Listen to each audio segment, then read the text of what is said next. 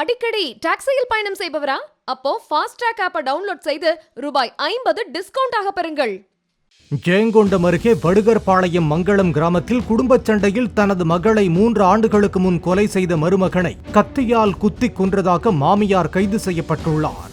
தமிழரசன் என்ற அந்த நபர் வீட்டுக்கு வெளியே படுத்திருந்த போது அவரது மாமியார் சரோஜா கத்தியால் குத்தியதாக கூறப்படும் நிலையில் தடுக்க முயன்ற தமிழரசனின் தாயாரும் படுகாயமடைந்தார்.